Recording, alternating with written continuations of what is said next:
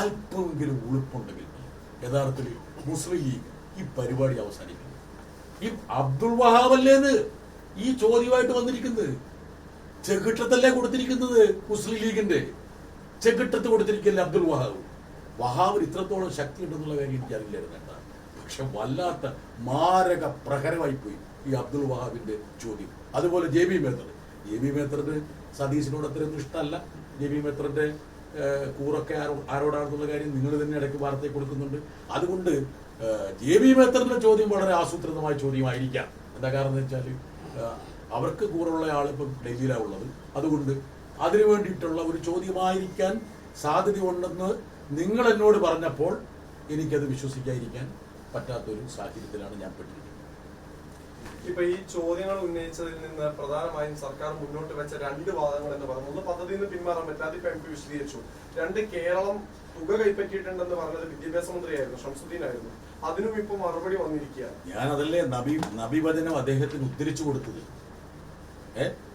അയാളിൽ നിക്ഷിപ്തമായ കാര്യങ്ങളിൽ ഒരാൾ വഞ്ചന കാണിക്കുന്നു, ആ വിഷയത്തെക്കുറിച്ച് സംസാരിക്കുമ്പോൾ അയാൾ കള്ളം പറയുന്നു, 4-ൽ 2 ലംഘിച്ചു.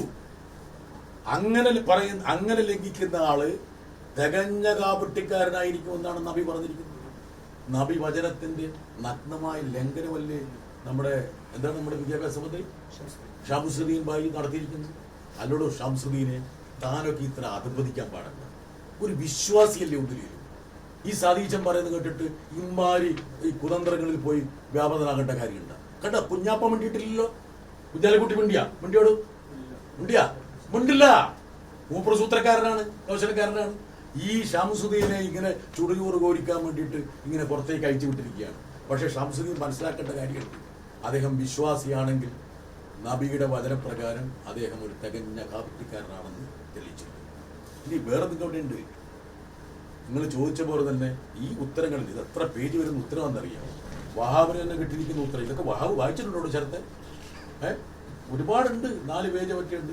ജെ ബി മേത്തർക്ക് കിട്ടിയിരിക്കുന്നു നല്ലപോലെ 1, 2, 3 പേജ് ജെ ബി മേത്തർ വായിച്ചിട്ടുണ്ടാകും.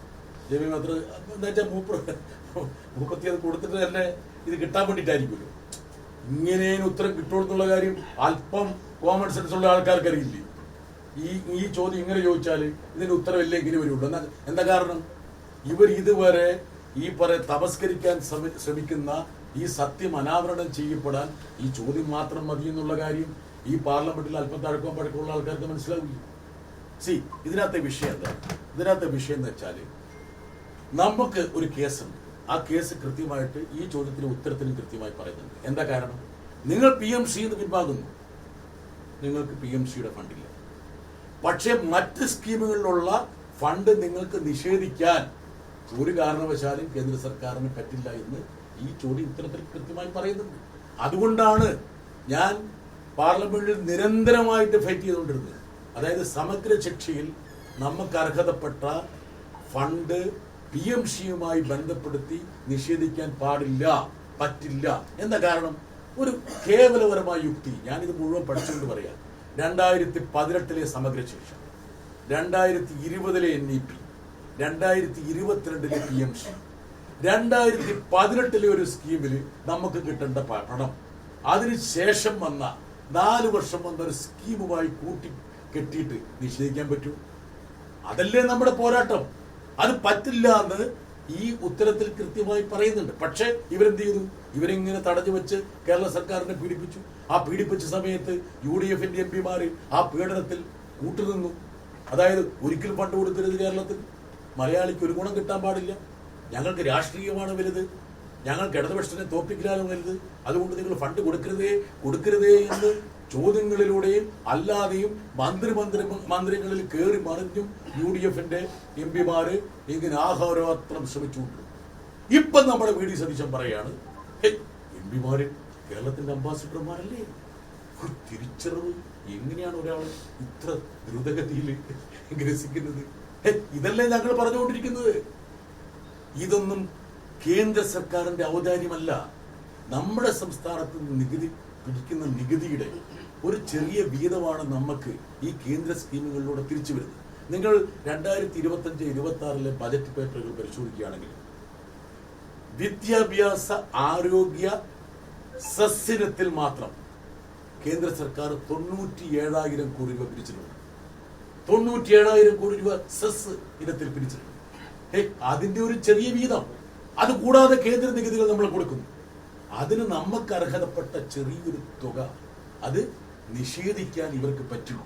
ഇതാണ് ചോദ്യം. MP ഒരൊറ്റ ചോദ്യം കൂടെ. ഇപ്പൊ ഇത് നടപ്പാക്കുമ്പോൾ ഫ്രെയിംവർക്ക് എന്ന് പറഞ്ഞത് NEP 2020 ചട്ടക്കൂട് പ്രകാരമുള്ള പാഠ്യപദ്ധതി ഉൾപ്പെടുത്തേണ്ടി വരുമെന്നാണ് പറഞ്ഞത്. ഇത് സത്യത്തിൽ കേന്ദ്ര സർക്കാർ ചെലുത്തുന്ന ഒരു സമ്മർദ്ദമാണോ? അതായത് NEP-യിലെ വ്യവസ്ഥകളൊക്കെ അംഗീകരിക്കണമെന്ന് കേന്ദ്ര സർക്കാർ ചെലുത്തുകയാണോ സമ്മർദ്ദം, അതെയോ ഇവർ സ്വയമേ ഏറ്റെടുക്കുകയാണെന്ന് കരുതുന്നുണ്ടോ? ഇല്ല, ഇക്കാര്യത്തിൽ എനിക്ക് തോന്നുന്നത്, കാരണം ചിലപ്പോൾ ഇവരെ ആരും ഈ മന്ത്രിസഭ അധികാരത്തിൽ വന്നു വലിയ ദിവസങ്ങളൊന്നും ആയിട്ടില്ല. ആദ്യം തന്നെ ഇവരെന്താ ചെയ്തത്? ഇവരെ എതിർത്തു എന്ന് ജനങ്ങളെ ബോധ്യപ്പെടുത്തിയിട്ടുള്ള ഓരോ പദ്ധതികളും ഇവരെന്ത് ചെയ്തു? അംഗീകരിക്കാൻ പോകണമെന്ന് പറഞ്ഞു.